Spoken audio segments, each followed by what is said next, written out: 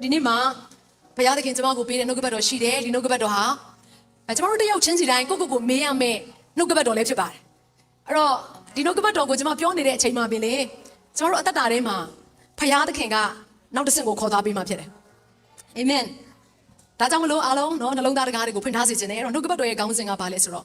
ဘုရားသခင်သင်ကိုယုံကြည်စိတ်ချလို့ရပြီလားအဲ့တော့ခါတိုင်းဆိုရင်တော့နှုတ်ကပတ်တော်ရဲ့ခေါင်းစဉ်လေးတွေကတူတူလေးပဲပေးလို့ရှိပါတယ်ဒါပေမဲ့ဒီနေ့မှာတော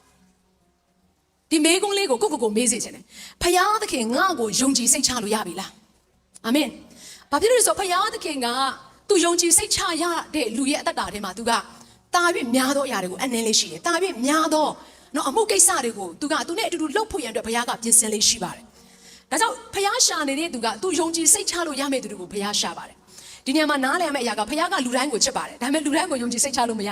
ယုံကြည်စိတ်ချခြင်းဆိုတဲ့အရာကဘယ်ပုံမှာမူတည်တယ်လဲဆိုတော့ကျွန်တော်တို့တယောက်ချင်းစီတိုင်းရဲ့ရင့်ကျက်ခြင်းပေါ်မှာမူတည်ပါတယ်ဆိုပါစို့ဒီနေ့နော်ကားတစ်စီးကိုကားမမောင်းတတ်တဲ့လူထဲမှာယုံကြည်စိတ်ချလို့မရတဲ့လူတယောက်ရဲ့လက်ထဲမှာသွားပြီးတော့အပ်လိုက်မယ်ဆိုရင်ဒီကားကြောင့်သူလည်းအသက်ဆုံးရှုံးနိုင်တယ်လို့အနားမှာရှိတဲ့သူတွေလည်းဆုံးရှုံးသွားနိုင်ကြအကြောင်းရှိတယ်ဒါကြောင့်ဒီနေ့မှာဘုရားသခင်ကကျွန်တော်တို့အသက်တာထဲမှာယုံကြည်စိတ်ချလို့ရတဲ့သူတယောက်အဖြစ်တက်လန်းစေခြင်းတယ်ဘာဖြစ်လို့လဲအဲ့ဒီအထဲထဲမှာသူကျမတို့ကိုပေးခြင်းတဲ့ကောင်းကြီးတွေရှိနေလို့ပါတခါတည်းကျမတို့ကဘုရားမျက်မှောက်တော်တွေကိုလာတဲ့အခါပဲဖြစ်ဖြစ်ဘုရားသခင်ရှေ့မှာဆုတောင်းတဲ့အခါပဲဖြစ်ဖြစ်ကျမတို့တောင်းလေးရှိတဲ့ຢာတွေရှိတယ်ဘုရားသခင်ကျမကိုကောင်းချီးပေးပါကျွန်တော်ကိုအောင်မြင်စေပါကျွန်တော်ကိုကြွယ်ဝစေပါငွေကြေးကောင်းကြီးတွေပေးပါစသဖြင့်တော့ထင်ပေါ်ကြော်ကြားခြင်းတွေပေးပါတော့ဒါကတော့ကာယနဲ့ဆိုင်တဲ့ຢာတောင်းတဲ့ຢာတွေကိုကျမကြားဘူးတယ်တချို့သောသူတွေကလည်းဘလို့တောင်းကြတယ်လဲဆိုတော့ကိုတော်ဘုရားကျွန်တော်ကိုအသုံးပြုပါကျွန်တော်ကိုချီးမြှောက်ပေးပါဒါမို့ကျွန်တော်ကိုဝိညာဉ်စုကျေးဇူးတွေအများကြီးပေးပါဝိညာဉ်တကိုးတွေနဲ့ကျွန်တော်ကိုပြေဝစေပါဒါတောင်းတာမှားလားဆိုတော့မမှားပါဘူးဒါပေမဲ့အဲ့ဒီအရာထဲမှာကာယနဲ့ပဲဖြစ်ဖြစ်ဝိညာဉ်နဲ့ပဲဖြစ်ဖြစ်ဒီနှစ်ခုစလုံးကိုဘုရားကအပ်လာပြီဆိုရင်သင်ဟာကောင်းမွန်စွာထိမ့်သိမ်းနိုင်တဲ့လူတစ်ယောက်ဖြစ်မှာပဲဘုရားကအပ်လို့ရမှာပါအာမင်ဒါဘုရားရှာနေတဲ့သူကဘယ်လိုလူမျိုးလဲဆိုတော့တကယ်ကိုယုံကြည်စိတ်ချရတဲ့သူကိုဘုရားကရှာနေတာဖြစ်တယ်သို့တော်တစ်ခါတလေကိုကဘလောက်ပဲတောင်းကိုစူးစမ်းပြီးတော့ရှာဖွေနေတယ်ကိုဖျားစီမှာလဲတောင်းတယ်ဒါပေမဲ့ဖျားကကိုအဲ့ဒါမပေးဘဲနဲ့ကိုအထင်မကြီးတဲ့သူတယောက်ကိုအဲ့ဒီຢာကိုဖျားအပ်လိုက်တဲ့အခါမှာလာပြီဖျားသခင်ကကျမတို့ရဲ့စိတ်သဘောကိုဖျားစစ်ပြီးအဲ့ဒီအချိန်မှာဘလုံးနှလုံးသားနဲ့သူတို့ဘာကောင်းကြီးခံစားရတဲ့အခါမှာသူတို့ဘာဖျားချင်းမြောက်ချင်းခံစားရတဲ့အခါမှာကိုသိတ်လိုချင်ပါတယ်ဆိုတော့ကိုစူးစမ်းရုန်းကန်နေတဲ့အရာတခုကိုမရဘဲနဲ့ကိုအထင်သေးထားတဲ့သူတယောက်ကဖျားသခင်ချင်းမြောက်ချင်းကိုခံလိုက်ရတဲ့အခါမှာမနာလိုဝန်တုံမှုတွေနဲ့မချီပြူမှုတွေနဲ့ကျမတို့အဲ့ဒီအရာကိုကြည့်ရှုနေမလားဘုရားပြန်ဒါကိုလည်းစမ်းသပ်ပြန်တယ်ဘုရားသခင်ကဘယ်အရာကိုမှမပေးခင်အရင်ဆုံးချိန်တဲ့အရာကနှလုံးသားဖြစ်တယ်အာမင်အဲ့တော့ကျမတို့အနေနဲ့ဘုရားစိတ်ချလို့ရပြီလားလို့မေးတဲ့အခါမှာအရင်ဆုံးချိန်ရမယ့်အရာကတစ်ချက် check up လုပ်ရမယ့်အရာကကျမတို့ရဲ့နှလုံးသားဖြစ်တယ်နှလုံးသည်အသက်ရဲ့အခြေမြစ်ဖြစ်သောကြောင့်တင့်ရဲ့နှလုံးကိုအထူးသဖြင့်ဘုရားသခင်ဂရုစိုက်စေခြင်းနဲ့ပြောလိုက်တဲ့အခါမှာဒီနှလုံးလို့ပြောတဲ့အခါမှာကျမတို့လက်တဆုပ်စာရှိတဲ့နှလုံးကိုပြောနေတာမဟုတ်ဘူး။တင်းရဲ့ခံစားချက်တင်းရဲ့ဆုံးဖြတ်ချက်တင်းရဲ့ထင်မြင်ချက်တွေကိုဒီနေ့အဲ့ထဲမှာဘုရားခင်ပြောနေတာလည်းဖြစ်ပါတယ်။တင်းရဲ့စဉ်းစားတွေးခေါ်တဲ့အမှုရာတွေကိုလည်းဘုရားရှင်ကပြောနေတာဖြစ်တယ်။အာမင်။အဲ့တော့ဆိုပါစို့လူတစ်ယောက်သူကနော်သူတို့ဘာမကြားဘူးတဲ့သူတို့ဘာမသိဘူးတဲ့လှုပ်ဝက်ချက်တွေကိုသူသိကျင်တယ်ဆိုပါစို့။ဒါပေမဲ့အဲ့ဒီလှုပ်ဝက်ချက်တစ်ခုကိုအများကြီးမဟုတ်ဘူးနော်။ပြောပြလိုက်လို့နှုတ်မလုံဘူးဆိုရင်နောက်တစ်ခါလှုပ်ဝက်ချက်နဲ့ဆိုင်တဲ့ຢာပြန်ရမယ်ထင်သလား။ဖယားနေရမှာကလည်းဒီအတိုင်းပဲဆိုပါစို့အလုပ်တစ်ခုအနှင်းလိုက်တယ်အဲ့ဒီအလုပ်ကတော့ကုန်ထမ်းရတဲ့အလုပ်လည်းမဟုတ်ပါဘူးဆိုပါစို့စာရွက်ပေါ်မှာမှင်လင်းနေရေးရတဲ့ကိစ္စတစ်ခုကိုကတာဝန်မကျေဘူးဆိုဖယားသခင်ကဒီသိနေသောအမှုအရာမှာတစ္ဆာမရှိတဲ့အရာအတွက်နောက်ထပ်ကြီးတဲ့အမှုအပ်မယ်လို့တော့ကျွန်မမထင်ဟုတ်ပါသလားကဲအားလုံးမှာတန်းတူရတဲ့အရာတစ်ခုအချိန်ဖယားသခင်အားလုံးကိုတန်းတူပေးတယ်ဟုတ်လားရထားတဲ့အချိန်ကိုသင်ကဘယ်လိုမျိုးအဲ့ဒီအချိန်ကိုသင်အသုံးပြုတယ်လေဟုတ်တယ်နော်အဲ့အချိန်ကိုအသုံးပြုတဲ့အရာပေါ်မှာမူတည်ပြီးတော့မှဘုရားသခင်ကကြည့်ပါပဲလေပေးထားတဲ့အချိန်ကိုတော့မှတန်ဖိုးမထားရင်နောက်ထပ်ပေးမဲ့ဝိညာဉ်ကောင်းကြီးပဲဖြစ်ဖြစ်ကာယကောင်းကြီးပဲဖြစ်ဖြစ်သူထိမ့်သိမ့်တတ်မှာမဟုတ်ဘူးဆိုတော့ဘုရားကောင်းကောင်းသိတယ်။ဒါကြောင့်ဒီနေ့ဘုရားသခင်ကကျမတို့ကိုစစ်ဆေးနေတယ်။ဒီနှလုံးသားနဲ့ဘလို့တုံ့ပြန်တယ်လေကျမတို့ရဲ့ပြုမှုကျင့်ကြံခြင်းတွေကိုဘုရားသခင်နေ့ရက်အစဉ်တိုင်းမှာချိန်နေတော့ဘုရားရှင်ဖြစ်ပါတယ်။အာမင်။ဘာကြောင့်လဲကောင်းသောဖခင်ဖြစ်လို့ကောင်းသောမိဘဖြစ်လို့အာမင်။မကောင်းတဲ့မိဘမကောင်းသောဖခင်ကတော့စိတ်မဝင်စားဘူး။ကောင်းသောဖခင်ကောင်းသောမိဘကတော့သားသမီးရဲ့အသက်တာထဲမှာတိုးတက်နေတဲ့အရာရှိမှရှိရလားဆိုတဲ့အရာကိုအမြဲတမ်းစိတ်ဝင်စားနေကြည့်ရှုပေးနေတယ်ဆိုတဲ့အရာကိုတွေ့ရပါတယ်။ကဲတော့ဒီနေရာမှာဒီနေ့ကျွန်တော်နှစ်ချက်ပဲဝင်ရမှာဖြစ်တယ်။အဲ့တော့ပထမတစ်ချက်က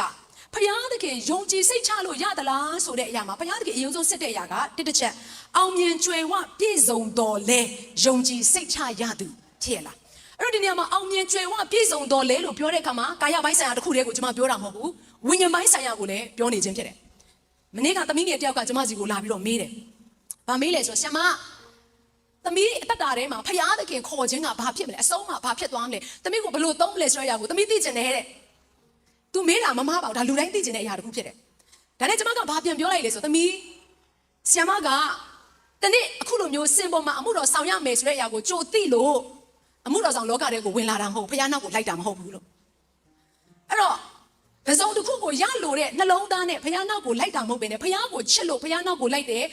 ဖယားအနားမှာထားပေးထားတဲ့လူတွေကိုတန်ဖိုးထားလို့သူတို့ကိုချစ်ချင်းမြတ်တာနဲ့ပြုစုစောင့်ရှောက်ပြီးတော့နှုတ်ကပတ်တော်ဝင်ငှပြီးတော့လှုပ်ဆောင်တာဖြစ်တယ်လို့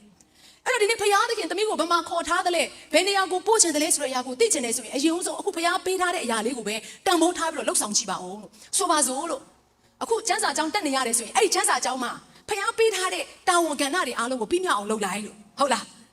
ဒါမှမဟုတ်နော်အမှုတော်ဆောင်မယ်လို့ပြောပြီးတော့လူတွေအတွက်ဘယ်နှခါဆုတောင်းပေးပြီးပြီလဲလို့လူတွေကိုအင်္ဂုံကလေးဘယ်နှခါဝင်ငှပြီးပြီလဲလို့ဒီနေ့လူတော်တော်များများကတော့အောင်မြင်ခြင်းဆိုတဲ့တတ်ဖို့ကိုရယူခြင်းကြတယ်ဒါပေမဲ့လူတွေမမြင်တဲ့နောက်ွယ်မှာဖယားသခင်ယုံကြည်စိတ်ချရတဲ့နှလုံးသားဖြစ်ဖို့ရန်အတွက်မပြင်ဆင်ဘူးဆိုရင်တော့လို့အလကားပဲလို့အာမင်ယောသရဲ့အတ္တထဲမှာလည်းပြန်ကြည့်ကြည့်လိုက်ယောသဟာသူမြင်ရတဲ့အိမ်မက်ကလေးကတသေးလေးပါပဲနော်ဇပန်နံမှာသူ့ရဲ့ဇပန်နံကိုဝိုင်းပြီးတော့ကျန်တဲ့မိဘနဲ့ညီကိုမောင်မရဲ့ဇပန်နံတွေကဝိုင်းပြီးတော့ဥညွတ်ကြတယ်နော်နေလာကျေတွေကသူ့ကိုဝိုင်းပြီးတော့ဥညွတ်ကြတယ်ဆိုတဲ့အရာကိုမြင်တဲ့အခါမှာတနေ့မှာတော့သူ့ကိုဖယားချင်းမြောက်မယ်ဆိုတာ तू သိပေမဲ့ချင်းမြောက်ခြင်းနဲ့ဆိုင်တဲ့လန်ခီးတစ်လျှောက်လုံးမှာဘလို့ဖြတ်တန်းရမလဲဆိုတဲ့အရာကိုယောသအတိအကျမသိခဲ့ပါဘူးအဲ့လိုအတိအကျသိလို့ရှင်လေအရှိမရှိတဲ့ဖယားပေးမဲ့ကောင်းကြီးမင်္ဂလာကိုယူရဲတဲ့နော်တတိလည်းသူရှိမှာမဟုတ်ဘာလို့ဆိုတော့သူကအဆဆွဲခံရမယ့်အရာတွေရောင်းစားခံရမယ့်အရာတွေနော်တခါတည်းချို့လောက်ရမယ့်အရာတွေထောင်ချခံရမယ့်အရာတွေအားလုံးကိုသူစဉ်းစားပြီးတော့မတန်လိုက်တာလို့သူစဉ်းစားနေမှာပဲဒါကြောင့်တစ်ခါတည်းကျမတို့ရဲ့အတ္တတာထဲမှာဖယားသခင်ကကြီးမားတဲ့ယူပိုင်ကိုကြီးမားတဲ့အနာဂတ်ကိုပေးမယ်ဆိုတဲ့ဂတိရှိပေမဲ့အဲ့ဒီသွားနေတဲ့လန်ခီးမှာဘာတွေကြုံတွေ့ရမလဲဆိုတဲ့အရာကိုဖယားမပြောဘူးသို့တော့အဲ့ဒီအရာထဲမှာဖယားခင်ကနေ့တိုင်းကြုံတွေ့ရတဲ့အရာတွေကိုသစ္စာရှိစွာနဲ့တန်ဖိုးထားပြီးတော့လှုပ်ဆောင်တဲ့အရာကိုတော့ဘုရားခင်ဖြစ်စေခြင်းတယ်။သင်မင်းသားမှာရှိတဲ့သူကိုပြောပါမိမိနှလုံးသားကိုချိန်လိုက်ပါလို့။ထပ်ပြောပါဘုရားချိန်တဲ့အခါမှာအလေးချိန်ရှိသောနှလုံးသားဖြစ်ပါစေ။အာမင်။ဒီအဲ့တော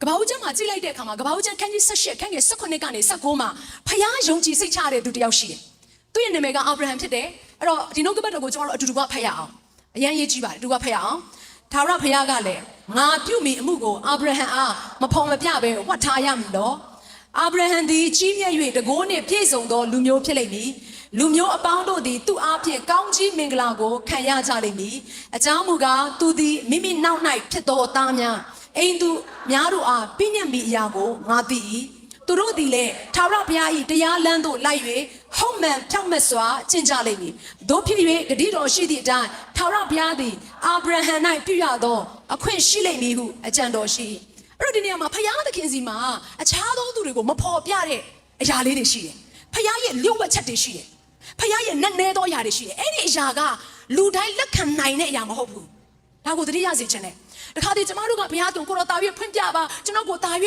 ပြောပြပါဆိုတဲ့အချိန်မှာတစ်ဖက်မှာဖယားပြောပြလိုက်ရင်ဖယားဖွင့်ပြလိုက်ရင်တစ်မှာအဲ့ဒီအရာကိုထိမ့်သိမ့်နိုင်တဲ့အရာအဲ့ဒီအရာကိုလှုပ်ဆောင်နိုင်တဲ့အရာအဲ့ဒီအရာကိုတာဝန်ယူနိုင်တဲ့အရာကိုလည်းဖယားသခင်ကဖြစ်စေချင်တယ်အာမင်အဲ့တော့အာဗြဟံကိုကြည့်လိုက်တဲ့အခါမှာဘယ်လိုဖော်ပြထားလဲဆိုတော့ဖယားပြုမဲ့အမှုကိုအာဗြဟံကတဲ့ချားတင်တဲ့ပုံကိုတယောက်ဖြစ်တယ်တဲ့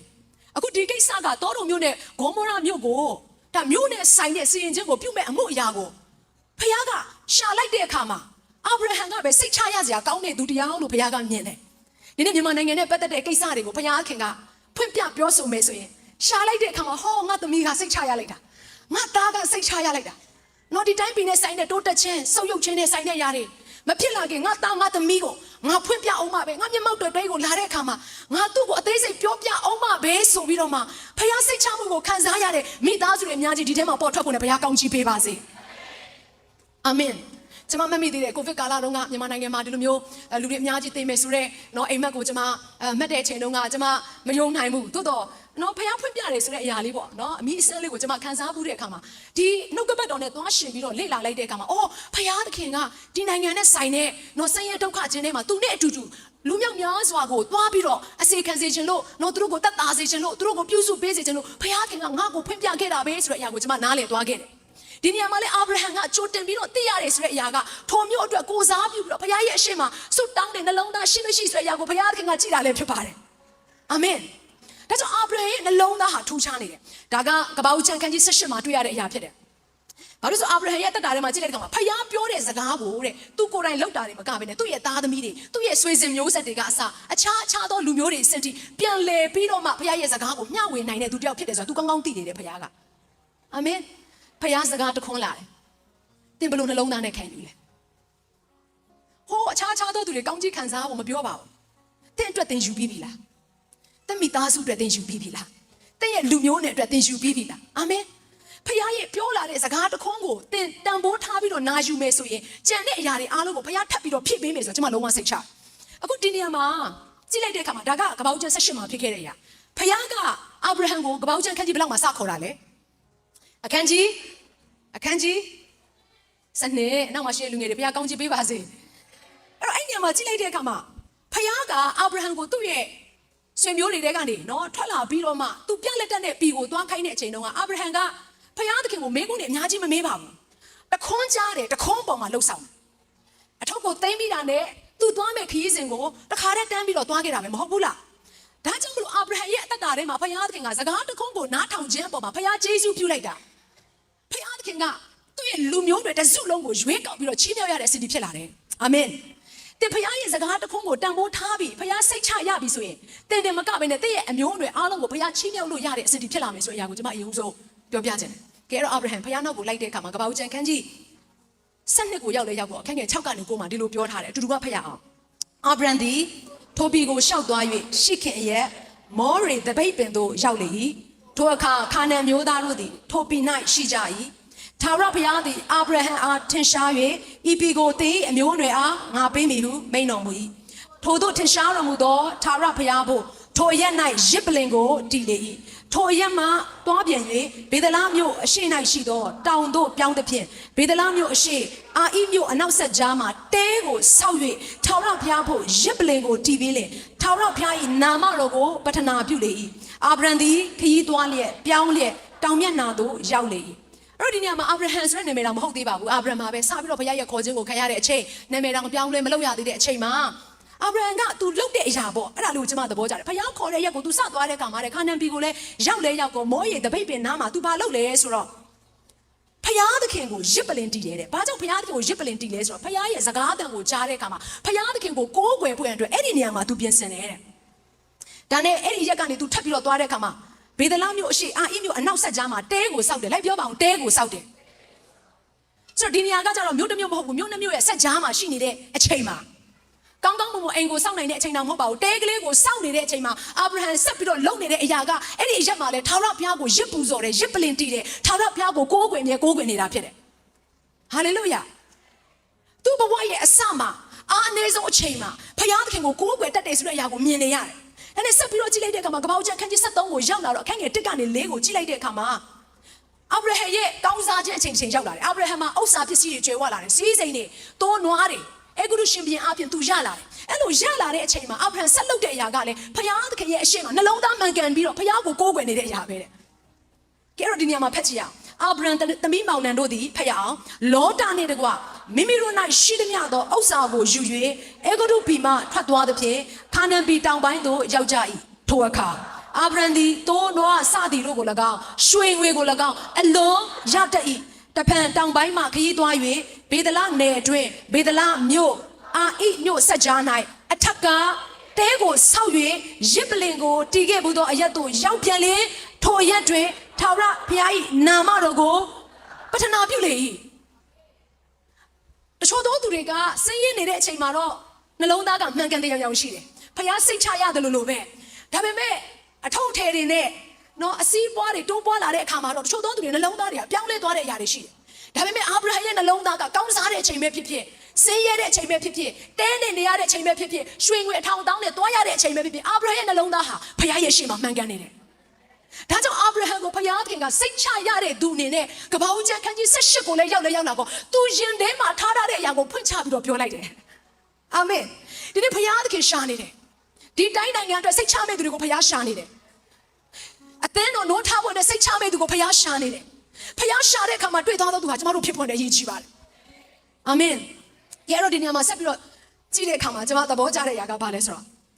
ကပောက်ကျန်ခန်းကြီး14ခန်းငယ်16ကနေ20ကိုရောက်လာတဲ့အခါမှာကျမတို့အားလုံးသိပါတယ်ဘယင်4ပါးနဲ့ဘယင်5ပါးစစ်တိုက်တဲ့ကိစ္စတခါကျမဝင်ခမှုတယ်တောတော်မင်းဂေါမောရမင်းရှိတဲ့တစ်ဖွဲ့နဲ့နောက်ထပ်တစ်ဖွဲ့ရှိနောက်တစ်ဖွဲ့ကတော့4မင်းဖြစ်တဲ့ရှိနာမင်းအေလသာမင်းအေလန်မင်းဂေါအိမ်မင်းဆိုတော့ဒီမင်းကြီးနှစ်ဖွဲ့ကတိုက်ခိုက်ဖွဲ့အတွက်ပြင်ဆင်လာတဲ့အခါမှာတစ်ဖက်မှာရှိတဲ့အာဗြဟံရဲ့တူပြစ်တဲ့လောဘကတောတော်မြို့ထဲမှာနေတော့စစ်တိုက်ရင်းနဲ့တိမ်သွားခြင်းကိုခံရတဲ့အခါမှာအာဗြဟံကဘာလုပ်လဲဆိုသူ့မှာရှိတဲ့လူနော်လူနဲ့သူကလိုက်ပြီးတော့တိုက်တာတိုက်လေတိုက်ကောဒီလောက်ထိအင်အားကြီးပါတယ်ဆိုတော့မင်းကြီး၄ပါးကိုအနိုင်တိုက်ခဲ့တာဟယ်လိုနည်းနည်းရမဟုတ်ဘူးနော်သူ့အနေနဲ့တယောက်ထဲတောင်မှရှင်ဘရင်လှုပ်လို့ရနိုင်တဲ့အနေထားကြီးလို့ပြောရင်လည်းမမှားဘူးဒါပေမဲ့အဲ့ဒီလိုမျိုးစစ်ပွဲတွေကိုအောင်တဲ့အချိန်မှာလက်ရပစ္စည်းတွေကိုပုံများများဆဆရလာတဲ့အခါမှာချင်းမြောက်ချင်းခံရလေလေဖယားအရှိမပို့ပြီးမှန်ကန်လေလေဆိုတဲ့အရာကိုတွေ့ရတယ်ဘုရားခင်တင့်ကိုဖွင့်ပြပါစေအာမင်တချို့သောသူတွေဒီနေ့ဘုရားခင်တင့်ကိုအနင်းထားတဲ့အရာတွေအပေါ်မှာဒီနေ့တင့်နှလုံးသားဘုရားရဲ့ရှေ့မှာမကန်ဖြစ်လာပြီဆိုရင်ဒီနေ့ဘုရားခင်ကတင့်ကိုနှုတ်ကပတ်တော်အားဖြင့်ပြန်လဲပြီးတော့ချိန်ညှိပေးနေတာဖြစ်တယ်တင့်ကိုချစ်လို့ဘုရားခင်ကတင့်ကိုစကားပြောနေခြင်းဖြစ်ပါတယ်ဒါကြောင့်မလို့ဒီနေ့မှာအာဗြဟံဘာလုပ်လဲဆိုတော့ကပောက်ကျန်ခန်းကြီး14ခန်းငယ်18ကနေ20ကိုကျွန်မဖတ်ပြမယ်အမြင့်ဆုံးသောဘုရားသခင်ယေဘရဟိဖြစ်သောရှာလင်မင်းကြီးမေလခိဇေဒက်သည်လည်းမုန်နှင့်စပြည့်ရေကိုဆောင်ခဲ့ပြီးလင်ကောင်းကင်မြေကြီးအရှင်အမြင့်ဆုံးသောဘုရားသခင်သည်အာဗြဟံအားအာပြန်ဟာကောင်းကြီးပေးတော်မူပါစေသောဟုအာဗြဟံကိုကောင်းကြီးပေး၍တင်ဤရန်သူတို့ကိုတင်ဤလက်၌အနံတော်မူသောအမြင့်ဆုံးသောဘုရားသခင်သည်မင်္ဂလာရှိတော်မူစေတည်းဟုမွတ်ဆို၏အာဗြဟံဘာလုပ်လဲဖျောင်းအာဗြဟံသည်လည်းဥစ္စာရှိသည်များတို့ကိုထိုမင်းအားဆယ်ဖို့တဖို့လူလေ၏ဥစ္စာဘဏ္ဍကျွေဝလာတဲ့အခါမှာအဲ့ဒီငွေကြေးနဲ့ဆိုင်တဲ့ຢာမှာလေအာဗြဟံသစ္စာရှိတယ်ဒီလိုပြောလို့အခုအသင်းတော်မှာဆယ်ဖို့တဖို့ထဲကြပါเนาะအခုချက်ချင်းအလူငွေလိုက်ကောက်မယ်လို့ကျွန်မပြောနေတာမဟုတ်ဘူးငွေကြေးဆိုတဲ့အရာကကျွန်တော်တို့နှလုံးသားရဲ့တတ်မှတ်သောအရာတွေဖြစ်ကြပါတယ်လူတော်တော်များများကငွေကြေးနဲ့ပတ်သက်လာပြီဆိုလို့ရှိရင်လဲတက်တဲ့အရာတွေများကြပါတယ်ဒီနေ့ဘုရားသခင်တင့်ကိုဘာစကားပြောနေတယ်လဲဆိုတော့တင့်ကိုဘုရားသခင်အနမ်းထားတဲ့စီးစိမ်ဥစ္စာဆိုတဲ့အရာကဘုရားပေးမှရတာဒါကြောင့်လည်းအဲ့ဒီအရာကိုတင်သဘောပေါက်ပြီးတော့ဘုရားသခင်ကိုပြန်လဲပြီးတော့မှဂုံပြုတ်တတ်တဲ့နှလုံးသားရှိမယ်ဆိုရင်ဘုရားသခင်ကအရင်တုန်းကနဲ့မတူတဲ့စီးစိမ်ဥစ္စာကိုလည်းတာပြီးတိုးပွားခြင်းပေးနိုင်တယ်ဆိုတဲ့အရာကိုတင့်ကိုမြင်စေတာဖြစ်တယ်အာမင်တစ်ချက်မှစိတ်မချရရင်တရားမအပ်ဘူးဘုရားကအာမင်ဒါကြောင့်ဘုရားသခင်ကစိတ်ချမှုရှိမရှိဆိုတဲ့အရာဘုရားကတင့်ကိုယုံကြည်လို့ရမရဆိုတဲ့အရာကိုဘုရားကအမြဲတမ်းကျမတို့ကိုစမ်းသပ်နေတာဖြစ်တယ်။ကဲအခုကြည့်ကျမတို့နော်မဲဆိုင်ဘန်ကောက်မှာအခုအသင်းတော်3လဆက်ပြီးတော့ဖွင့်နေဆိုတဲ့အရာကကျမပြောပြမယ်ဒီအရာကလွယ်တဲ့ကိစ္စမဟုတ်ဘူးဆရာစောလဲပြောခဲ့ပါတယ်။ဒါပေမဲ့ဘာဖြစ်လို့ဘုရားသခင်အနည်းလဲဆိုရင်နှုတ်ကပတ်တော်ရပြောမယ်ဆိုရင်စိတ်ချလို့အာမင်ဘုရားကငါအသင်းတော်ကိုငါတည်ဆောက်မယ်လို့သူပြောတယ်မဟုတ်ဘူးလားဒါဆိုလို့ရှိရင်အခုဆက်ပြီးတော့အသင်းတော်တွေတိဆောက်ခြင်းအမှုရာဆိုတဲ့အရာကနော်ဆရာစောတရားညံကောင်းနေလို့မဟုတ်ဘူးဆရာမဆူဇန်နာမင်းမှာအချိတ်ဆက်တွေရှိနေလို့မဟုတ်ဘူးဒါပေမဲ့ကျင်းသေးတဲ့အရာတစ်ခုကဘာလဲဆိုတော့ဖယားသခင်ကယုံကြည်စိတ်ချတဲ့သူဖြစ်နေတဲ့အခါမှာမျိုးတွေတစ်မျိုးပြီးတစ်မျိုးနော်တကားတွေတစ်ချက်ပြီးတစ်ချက်ဖွင့်ပြီးတော့တရားဟောရတကားတွေကိုဖယားသခင်ကိုယ်တိုင်ပွင့်လန်းစေတယ်ဆိုတဲ့အရာကိုကျွန်မယုံကြည်တယ်ထို့ဘုရားရှင်နာမတော်ဒီကဘာဆက်ဆက်ဘုံချွေမင်္ဂလာရှိပါစေအာမင်ကျွန်တော်တို့ကသာတိုက်ခတ်သေးလေးမှာစပြီးတော့ကိုးကွယ်တဲ့အချိန်မှာဘုရားရဲ့ရှေ့မှာယုံကြည်စိတ်ချမှုမရှိဘူးဆိုဒီနေရာကိုရောက်လာစရာအကြောင်းမရှိဘူးကျမတို့ The City ရဲ့တမိုင်းကိုအားလုံးမှတ်မိမယ်လို့ကျမတို့ယုံကြည်တယ်သူတစ်ပါးရဲ့လူငယ်တယောက်ရဲ့အိတ်ခမ်းထဲမှာစခဲ့ရတာဖြစ်တယ်ပြီးတော့မှတိုက်ခန်းလေးကိုငှားရတာဖြစ်တယ်ပြီးတော့မှနော်တဖြည်းဖြည်းနဲ့တိုက်ခန်းကြဲကြဲလေးကိုငှားရင်းနဲ့နှင်ထုတ်ခံရလို့နော်အစင်မပြေလို့နားကြီးလို့မြေကြီးကိုရှိုင်းနဲ့တန်လန်းမှာကျမတို့နေရာလေးတွေ့ပြီးတော့ဘုရားကိုချီးမွမ်းနိုင်ခြင်းဖြစ်တယ်မဆန့်တဲ့အခါမှာအဲ့ညမှာနော်ဘုရားသခင်ကိုနေရာလေးရှိတဲ့လောက်နဲ့ကိုးကွယ်တဲ့ရာကိုဘုရားမြင်တဲ့အခါမှာနောက်ထပ်ကျေဝန်းတဲ့အခုလိုနေရာကိုဘုရားသခင်ပို့ဆောင်ပေးတယ်နောက်ထပ်ဘုရားသခင်ယုံကြည်စိတ်ချတဲ့အတွက်ကြောင့်လို့အသင်းတော်များစွာကိုလည်းဒီနေ့မြန်မာပြည်ထဲမှာတော့လည်းကောင်းမြန်မာပြည်နဲ့အနီးနားမှာရှိတဲ့ဘန်ကောက်နော်စင်ကာပူမလေးရှားမှာလည်းဘုရားသခင်ဆက်လက်ပြီးတော့ပေါ်ပေါက်စေတာဖြစ်တယ်အာမင်ကျွန်မဥပမာတစ်ခုပြောပြမယ်ညီကောင်မောင်မတော်တဲ့ကိုအခုဘုရားသခင်ကနော်အလုပ်တစ်ခုပေးလိုက်တယ်ဆိုပါဆိုအဲ့ဒီအလုပ်ကတန်ရှင်းအလုပ်လည်းဖြစ်ကောင်းဖြစ်နိုင်တယ်မန်နေဂျာအလုပ်လည်းဖြစ်ကောင်းဖြစ်နိုင်တယ်ဒါပေမဲ့သင်ကအဲ့ဒီအလုပ်ကိုသင်လုပ်နေတဲ့အခါမှာစပြီးတော့လုပ်နေတဲ့အချိန်မှာတော့ဘုရားသခင်ယေရှုတင်တယ်ဘုရားသခင်ကိုရောရဲ့ယေရှုဂရုဏာတော်ကြောင့်ဒီအလုပ်ကိုလုပ်ရပါတယ်ဆိုရင်ဒါကနှလုံးသားမှန်နေတာဟုတ်လားတစ်ဖက်မှာလည်းအဲ့အလုပ်ထဲမှာသင်လုပ်နေတဲ့အခါမှာပြင်းရခြင်းမရှိဘူးခိုခတ်ခြင်းမရှိဘူးနော်အဲ့မှာရှိတဲ့အလုပ်ရှင်ရဲ့ငွေကြေးကိုကိုယ့်ရဲ့ငွေကြေးလို့သဘောထားပြီးတော့မလိုအပ်တဲ့ငွေကြေးကိုမဖြောင်းဘူးမသုံးဘူးအချိန်ကိုမဆုံးရှုံးစေဘူးကိုနဲ့ပစ္စည်းကိုအလုပ်ထဲကဆိုင်တဲ့ပစ္စည်းကိုကိုမယူဘူးဆိုရင်အဲ့ဒါကနှလုံးသားမှန်ကန်ခြင်းပဲလေအာမင်ဒါဆိုကျင်းသေးတယ်ဒီလိုအလုပ်သေးသေးလေးတစ်ခုမှာစိတ်ချရပြီဆိုဘုရားသခင်ကြီးတဲ့အမှုရာအမှားပဲအာမင်အခုဒီမှာရှိတဲ့အသင်းတော်မှာရှိတဲ့မိသားစုတွေတယောက်ချင်းစီကိုကျွန်မဘာအားပေးခြင်းလဲဆိုတော့ဘုရားသခင်ကတင့်ကိုအလုပ်တစ်ခုကိုပေးအဲ့အလုပ်တစ်ခုပေါ်မှာသစ္စာရှိပါအပြည့်စည်းပွားရဲ့အလုပ်ပဲဖြစ်ဖြစ်ဘုရားကျောင်းမှာဖြစ်တဲ့ အာရှာပဲဖြစ်ဖြစ် cell leader လောက်ရတာပဲဖြစ်ဖြစ် worship ministry ထဲမှာပါဝင်ရတာပဲဖြစ်ဖြစ်ကိုဘုရားခင်က clients လို့ခေါ်တဲ့နော်ဖောက်တယ်တွေအများကြီးကိုပေးတာပဲဖြစ်ဖြစ်တင့်ကိုဘုရားဘာပေးနောက်ဆုံးကျွန်မပြောပြမယ်မိတ်ဆွေတယောက်ကိုတင့်နာကိုရောက်လာစေတာပဲဖြစ်ဖြစ်လူတိုင်းကိုတင့်အနေနဲ့တန်ဖိုးထားပါအာမင်အာမင်အခုကတင်းငယ်တော့အမှုရမှာတန်ဖိုးမထားတဲ့အခါမှာဘာဖြစ်လာလဲဆိုတော့နောက်ထပ်ကြီးသောတကားတွေကကိုယ်တော့မပွင့်တော့တခါတည်းကျမတို့ဘေးနားမှာရောက်လာတဲ့လူတယောက်ကကျမတို့လက်လန်းမမီနိုင်တဲ့အရာတစ်ခုကိုဖွင့်ပေးနိုင်တဲ့သူတွေဖြစ်ကောင်းဖြစ်နိုင်တယ်ကျမတို့လိုချင်နေတဲ့တော့တွေအားလုံးကသူတို့ရဲ့လက်ထဲမှာရှိနေတတ်တယ်စင်ရတဲ့သူပဲဖြစ်ဖြစ်ပညာတတ်တဲ့သူပဲဖြစ်ဖြစ်ကျွေးဝချမ်းသာတဲ့သူပဲဖြစ်ဖြစ်ပညာဘာမှမသိတဲ့သူတယောက်ပဲဖြစ်နေပါစေတင့်ဘေးနားမှာရှိတဲ့သူအားလုံးဟာတင့်ကိုကောင်းကြီးရစေမဲ့တကဝတွေဖြစ်တယ်ဆိုတာကိုသင်နားလေရမယ်